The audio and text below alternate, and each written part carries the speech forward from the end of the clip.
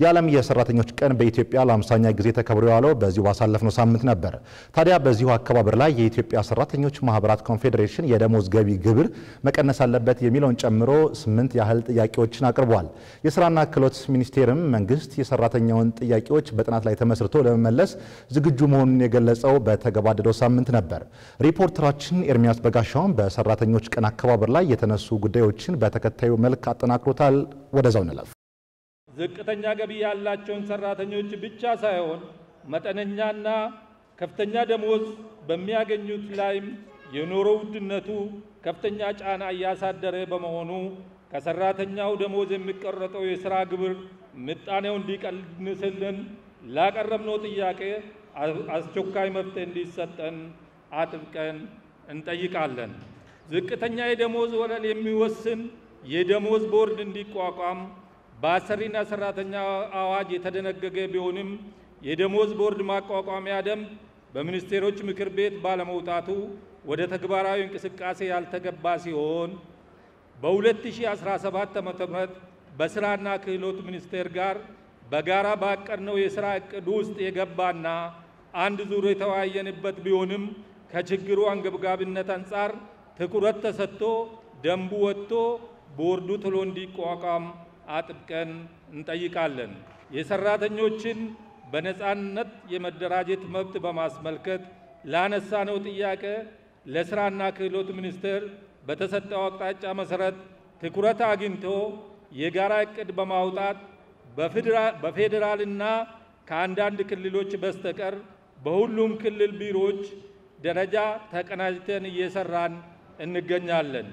በመሆኑም በማደራጀቱ ላይ ትኩረት እንደተሰጠው ሁሉ የተደራጁ ማህበራትን በማይቀበሉና የማህበር አመራር አባላት ላይ ህገወጥ እርምጃ በሚወስዱ አሰሪዎች ላይ መንግስት ህጋዊ እርምጃ እንዲወስድ እንጠይቃለን። የፍልሰተኛ ሰራተኞች አስተዳደር አስመልክቶ በስራ ዓለም ጥቃትና ትንኮሳ እንዳይኖር እና የቤት ሰራተኞች መብቶች በሚመለከት የዓለም ስራ ድርጅት ያወጣቸው ስምምነት ቁጥር 97 143 190 እና 189 አገራችን ተቀብላ እንዲታጸድቃቸው እንጠይቃለን። ኑሮአቸው ከእጅ ወደ አፍ የሆኑ ሰራተኞች አሁን እየተከፈላቸው ባለው ዝቅተኛ ደሞዝ የኑሮ ውድነቱን ጫና መቋቋምና ራሳቸውንና ቤተሰባቸውን ለማስተዳደር ባልቻሉበት ሁኔታ ተጨማሪ ክፍያ ከሰራተኛው ደሞዝ መቁረጥ የበለጠ ኑሮን ስለሚያከብደው እንደገና እንዲታይ እንጠይቃለን።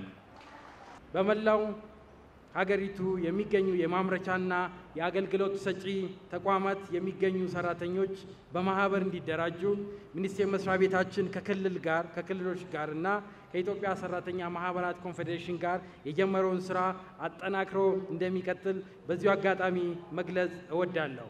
በሌላ በኩል የአሰሪና ሰራተኛ ጉዳይ የዓለም አቀፍ ሕጎች እንዲሁም የሀገራችን በአሰሪና ሰራተኛ አዋጅ መሰረት በሶስትዮሽ ስርዓት አደረጃጀት ያለውና የመንግስት የአሰሪና የሰራተኛ በጋራ በመሆን ለጋራ ጉዳዮች ላይ በጋራ የሚሰራበት መሆኑ ግልጽ ነው።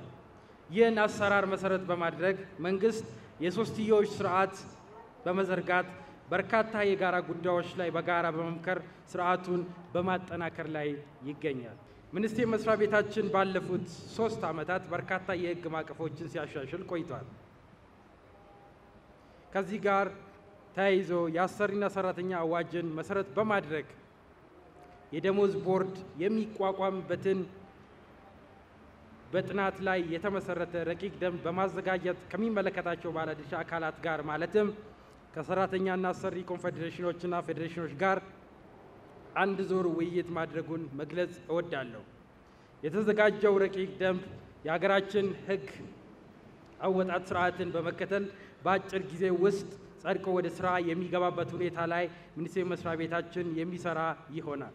ይህ እንዳለ ሆኖ በዓለም አቀፍ ደረጃ የደሞዝ ቦርድ በጥናት ላይ የተመሰረተ የዝቅተኛ ደሞዝ በመወሰን የሰራተኛን ጥቅም የሚከበርበት አንድ አማራጭ ቢሆንም ነገር ግን ብቸኛው አይደለም።